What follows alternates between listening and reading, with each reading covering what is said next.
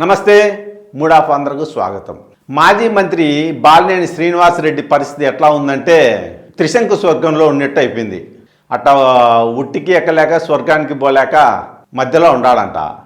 ఇంతకు ఆయన పవన్ కళ్యాణ్ సమక్షంలో జనసేనలో చేరినారనే మాట కానీ ఆ పార్టీలో యాక్టివ్గా ఆయన లేడు. పైపెచ్చు అసంతృప్తిగా ఉండాడని చెప్తాండారు. బాలినేని చేరికను టీడీపీ నాయకులు కార్యకర్తలు తీవ్రంగా వ్యతిరేకించినారు.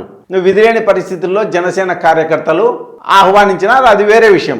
జనసేన కార్యకర్తల కంటే అది తప్పదులే. కూటమిలో భాగస్వామ్యమైన టీడీపీ మాత్రం ప్రశ్నే లేదు, ఆయనేంది కూటమిలోకి వచ్చేది, వైసీపీ అధికారంలో ఉన్నప్పుడు అట్లా మంత్రి హోదాలోనూ అధికార పార్టీ నాయకుడి హోదాలోనూ మమ్మల్ని అందరినీ చిత్రహింసలకు గురి చేసినాడు, మా పైన అక్రమ కేసులు పెట్టించినాడు, ఇన్ని చేసిన మనిషిని, ఇన్ని రకాలుగా వేధించిన నాయకుడిని మేమెట్లా భరించాము, అవకాశవాది బాలినేని అని తిట్టకుండా తిడతారు. ఇదేమి సాటుమాటగా మాట్లాడడంలే వాళ్ళు టీడీపీ వాళ్ళు. బహిరంగ వేదికలపైనే వాడు వీడని కూడా మాట్లాడడాన్ని మనం ఈ మధ్య చూసినాం కదా.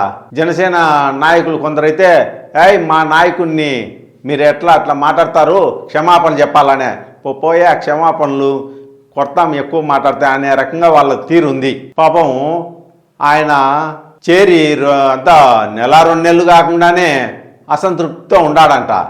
బాలినేని గారు ఏదో తాత్కాలికంగా జగన్మోహన్ రెడ్డి గారి పైన కోపంతో పోయినాడు, కానీ అట్లా జనసేనలో కానీ టీడీపీలో కానీ ఆయన ఇమడలేడు.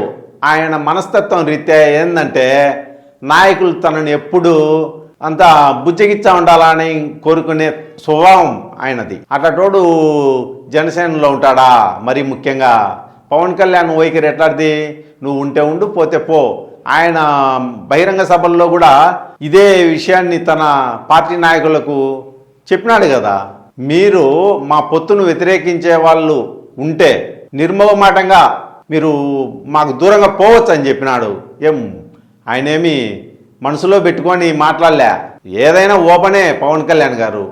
ఏదో చంద్రబాబు నాయుడు గారన్నా కాస్త పెద్ద మనిషి, రాజకీయంగా చాలా అనుభవశాలి కాబట్టి ఏదన్నా ఉంటే లోపలికి పిలిపించుకొని అది కాదు ఇది అని చెప్పి సర్ది చెప్పి ఏదన్నా 2 బుజ్జగిచ్చే మాటలు చెప్పి పంపుతాడు. పవన్ కళ్యాణ్ ఆ టైపు కాదు. అందుకనే నేను చెప్పేది బాలినేని ఇమల్ లేడని. ఇప్పుడు ఎటు కాకుండా అయిపోయింది బాలినేని పరిస్థితి. భవిష్యత్తులో ఆయన రాజకీయం ఎట్లా ఉంటుందో ఏమో తెలియని పరిస్థితి. పైపెచ్చు వాళ్ళ కొడుకును రాజకీయాల్లోకి తన వారసుడిగా తీసుకురావాలనుకున్నాడు. ఇట్లా బాలినేని రాజకీయ భవిష్యత్తు నాశనం అయిపోతుంది. ఇంకా ఆయనకే భవిష్యత్తు లేనప్పుడు ఆయన వారసుడికి ఏముంటుంది అనే చర్చ అయితే పెద్ద ఎత్తున నడుస్తుంది. మల్లాగిల్లా ఆయనకంటూ ఒక భవిష్యత్తు ఏదన్నా ఉండాలంటే వైసీపీ తప్ప ఆయన ఇంకొక గత్యంతరమే లేదు, దిక్కే లేదు. వైసీపీలో ఎట్టుందంటే పరిస్థితి శని పోయిందిలే, ఎందుకు ఇతను ప్రతిసారి అలగడం, మనం బుజ్జగించడం, ఇవన్నీ మన వల్ల కాదులే, అనవసరంగా ఎందుకు అనే వైఖరితో వాళ్ళు ఉండారు. అందుకే బాలినేని భవిష్యత్తు ఇక ముగిసినట్టే అనే ప్రచారం జరుగుతుంది.